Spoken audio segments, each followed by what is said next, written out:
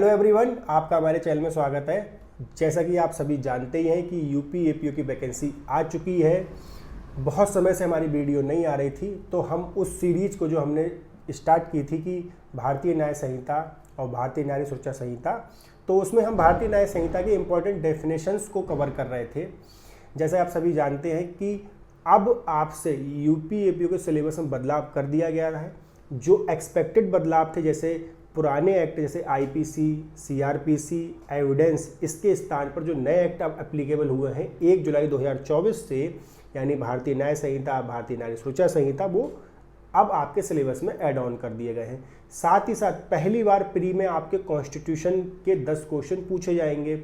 हम इस चैनल पे आपको प्रयास करेंगे जितने कॉन्स्टिट्यूशन के इंपॉर्टेंट एरियाज़ हैं, जहाँ जहाँ से आपसे क्वेश्चन पूछा जा सकता है, उसको भी कवर करेंगे, उन टॉपिक्स को कवर करेंगे। तो हमने लास्ट जो डेफिनेशन देखी थी वो हमने पढ़ी थी डॉक्यूमेंट, दस्तावेज किसे कहते हैं। आज जो इम्पोर्टेंट डेफिनेशन और है उसको हम पढ़ लेंगे मूवेबल प्रॉपर्टी, यानी जंगम संपत्ति क्या है। भाई तो सब कहानी संपत्ति की है, हर कोई व्यक्ति संपत्ति के पीछे लगा हुआ है। तो आज हम संपत्ति की डेफिनेशन जानेंगे कि भारतीय न्याय संहिता क्या संपत्ति को डिफाइन, मूवेबल प्रॉपर्टी को डिफाइन करती है, और बहुत ही आसान शब्दों में इसको समझने का प्रयास करेंगे। चलिए वीडियो स्टार्ट करते हैं। तो सबसे पहले अगर आपके स्क्रीन पर दिख रहा होगा मूवेबल प्रॉपर्टी की डेफिनेशन, क्या लिखा है? Movable property includes property of every description. पहले इस लाइन को समझिए, यानी प्रत्येक, हर प्रकार की, जितने हर भांति की, क्या लिखा गया है? संपत्ति, किसी प्रकार की संपत्ति हो वो इसके अंतर्गत आती है।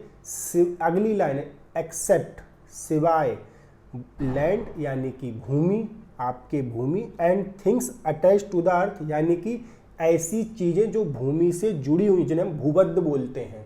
ठीक है, भूबद्ध चीज़ें। इसका हम एग्जाम्पल अभी पढ़ें तो आप समझ जाओगे।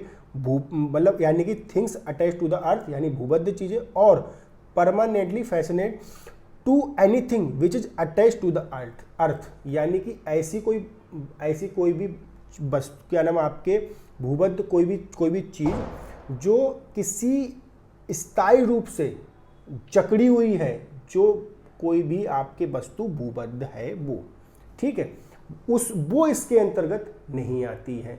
तो ये आपके डेफिनेशन इसकी दी गई है। अब इसको हम डिफाइन करते हैं सही सरल शब्दों में। यानी क्या लिखा गया? ये लिखा गया, थोड़ा सा स्लाइडली चेंज कर दिया है। आईपीसी की धारा 22 में मूवेबल प्रॉपर्टी बताया गया था, वहाँ पर लिखा गया था कि क्या लिखा गया? वहाँ पर हर प्रकार की मूर्त संपत्ति के बारे में बात की गई थी, और यहाँ पर लिखा गया है हर प्रकार की जितनी संपत्तियाँ हैं वो मूवेबल प्रॉपर्टी कहलाएंगी, बशर्ते कौन संपत्तियाँ जंगम संपत्ति नहीं कहलाएगी? जो संपत्ति भूमि, यानी कि जो हमारे भूमि है, लैंड, दूसरा भूबद्ध चीज़ें, या फिर आपके किसी भूबद्ध कोई ऐसी कोई वस्तु, इसे कोई स्थायी रूप से जकड़ी कोई चीज़ है, वो भी इसके अंदर शामिल नहीं होगी। अब एग्जाम्पल समझते हैं। देखिए, मूवेबल का इसकी नाम में आप समझ जाओगे। जैसे ये है, ठीक है, अब ये आईपैड है, इसको एक स्थान से दूसरे स्थान तक आप देख रहे होंगे, इसको हम ऐसे मूव कर सकते हैं। तो कोई भी वस्तु, इसको हम इसमें मूर्त संपत्ति कहते हैं, यानी वे संपत्तियां जिनको आप क्या है, कॉर्पोरियल प्रॉपर्टी बोलते हैं, इसको समझते हैं इस कंसेप्ट को। तो मूर्त संपत्तियां वो संपत्तियां होती जिन्हें आप मानव इंद्रियों द्वारा आप महसूस कर सकते हैं, जो बोधगम्य होती हैं ह्यूमन सेंसस के द्वारा।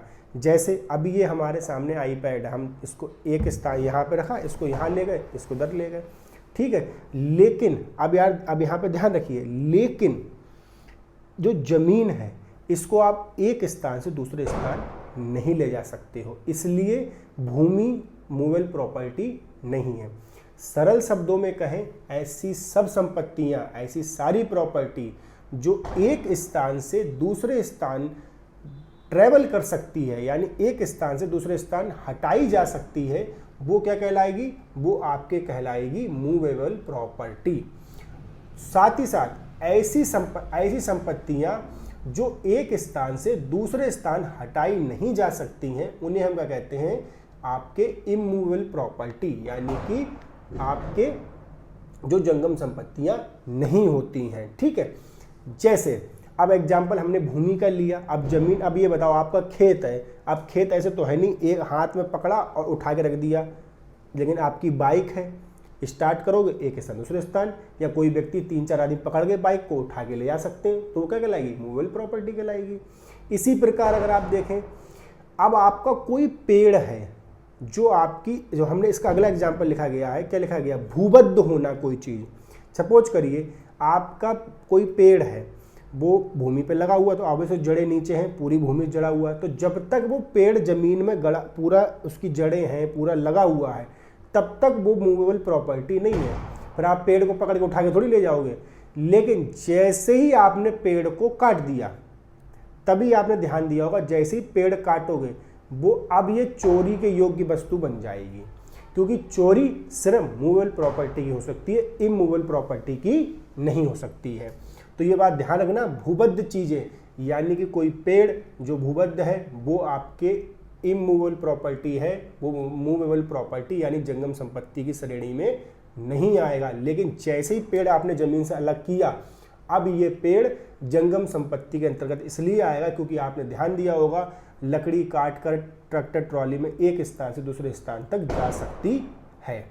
इसी प्रकार सपोज करिए कि कोई, मान लीजिए आप जो खेती वेती करते हैं, कल्टीवेटर है, कोई कृषि का कोई ऐसा चीज़ है, आपने ज़मीन में उसको बिल्कुल एक पार्ट बिल्कुल ज़मीन में बिल्कुल धंसा हुआ है, चकड़ा हुआ है, बिल्कुल उससे कोई प्रॉपर्टी आपकी लगी हुई है, स्थायी रूप जकड़ी हुई है, तो जब तक ये भूबद्ध रहेंगी, अर्थ से परमानेंटली अटैच्ड रहेंगी, ये आपके मूवेबल प्रॉपर्टी नहीं कहलाएंगी। क्योंकि जंगम संपत्ति होने की पहली शर्त यही है कि एक प्रॉपर्टी एक स्थान से दूसरे स्थान तक ट्रैवल कर सके, तो वो क्या कहलाएगी, मूवेबल प्रॉपर्टी कहलाएगी। और इमूवेबल प्रॉपर्टी वो कहलाएगी जो इसके ठीक विपरीत एक स्थान से दूसरे स्थान ट्रैवल नहीं कर सकती है। तो ये तो हो गई आपकी डेफिनेशन। अब इसमें एक कंसेप्ट और भी आता है, उसको हम इसी में ऐड कर लेते हैं, जो पहले था आईपीसी में, मूर्त संपत्ति यानी कारपोरियल, अभी हमने थोड़ा डिस्कस किया भी था, और इनकारपोरियल यानी कि मूर्त संपत्तियां और अमूर्त संपत्तियां। तो मूर्त संपत्ति वो है जो ह्यूमन सेंसस के द्वारा आप उनको क्या कर सकते हो, परसीव कर सकते हो, यानी कि बोधगम्य होती हैं। जैसे मान लो सपोज करो भी आईपैड है, ह्यूमन सेंसस क्या है, आपकी आँख हो गई, आपका मुंह हो गया, जीभ हो गई, ठीक है, ये सब क्या ह्यूमन सेंसस है। अब मान लो ये सपोज करो मैं इसे आँख से देख सकता हूँ, ठीक है, एक स्थान दूसरा मूव कर रहा है, देख रहा हूँ, तो ये क्या ह्यूमन सेंसस के द्वारा, ये मूर्त संपत्तियाँ हैं, ठीक है।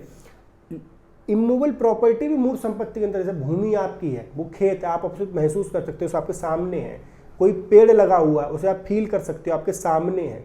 लेकिन दूसरी कैटेगरी होती है अमूर्त संपत्तियाँ, ऐसी संपत्ति जो दिखती नहीं है, जो महसूस नहीं कर सकते। फॉर एग्जाम्पल, आप सभी लोगों ने सब्जेक्ट पढ़ा होगा IPR, इंटेलेक्चुअल प्रॉपर्टी राइट्स। तो जो इंटेलेक्चुअल प्रॉपर्टी आपकी है वो आपको कभी दिखती है, कभी नहीं दिखती है, लेकिन वो आपकी एज अ प्रॉपर्टी ट्रीट की जाती है। जैसे सपोज करिए आपने कोई धुन बनाई, गाना बनाया, ठीक है, वो हुआ, तो गाना, वो तो फिजिकल फॉर्म में गाना आपको दिख रहा है, लेकिन जो आपको उस पर कॉपीराइट मिल रहा है, कॉपीराइट जो एज अ प्रॉपर्टी आप ट्रीट करते हो, वो आपको कहाँ दिख रहा है, नहीं फील कर रहे हैं, लेकिन वो भी अमूर्त संपत्ति के अंतर्गत ही आएगा। जैसे एग्जाम्पल के तौर पे ले लें हाउस रेंट, मकान का किराया, वो भी अमूर्त संपत्ति के अंतर्गत आता है। तो ये आपके कुछ एग्जाम्पल्स हैं। आई होप आपको वीडियो समझ में आई। अगर वीडियो समझ में आई चैनल को सब्सक्राइब करें, वीडियो को शेयर करें जरूर, और कुछ अगर सुझाव हो तो आप कमेंट बॉक्स में लिख